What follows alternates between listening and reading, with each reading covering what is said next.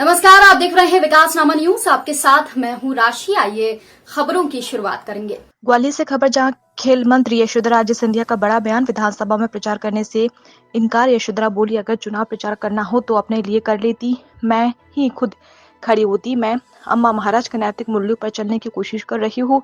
चौथी दफा कोरोना हो गया था, इसलिए चुनाव न लड़ने का फैसला अगस्त महीने में संगठन को बता दिया था। मेरा शरीर मेरा साथ नहीं दे रहा था, इसलिए कुर्सी किसी को भी मिल जाए, इसलिए ये फैसला लिया है। मध्य प्रदेश में चुनाव का माहौल अच्छा है, पीएम आ रहे, गृह मंत्री आ रहे, सरकार बीजेपी की बनेगी। यशोधरा राजे सिंधिया। नमस्कार। नमस्कार नाजिर जी।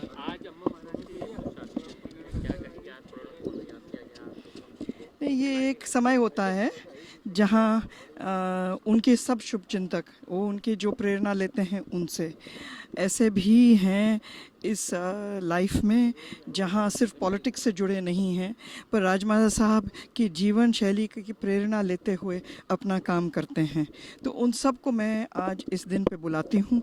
जो आते हैं वो अपने खुले मन से आते हैं, अपने दर्शन करने के लिए आते हैं और याद करने के लिए आते हैं कि अम्मा महाराज क्यों खड़ी हुई थी, किस नैतिक मूल्यों पे खड़ी हुई थी और किस वजह से इस देश को अपने आप को समर्पित करी हुई थी।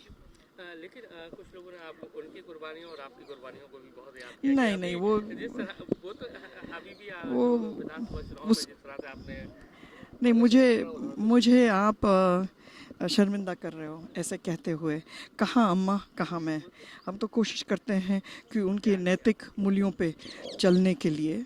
और मैंने अगस्त में ही मेरे संगठन को बता दिया था कि चौथे दफ़े कोरोना मई में ही हुआ और मैं तीसरे से भी नहीं रिकवर हो पाई, क्योंकि मेरे पास इतना विभागों का काम था और शिवपुरी शहर में और ग्रामीण में जो मुझे ख़त्म करना था वो काम भी निपटाने थे। तो इसीलिए बदन मेरा साथ नहीं दे रहा था।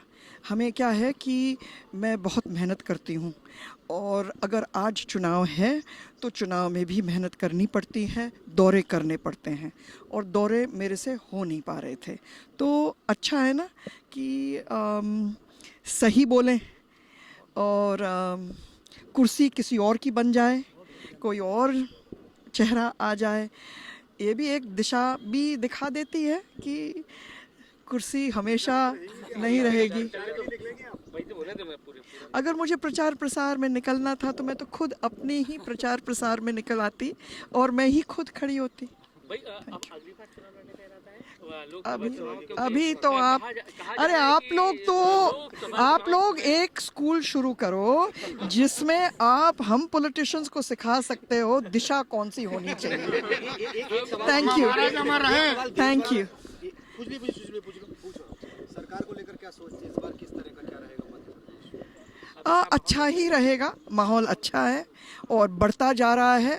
हमारे सम्माननीय आदरणीय प्रधानमंत्री भी कल शायद रतलाम में थे।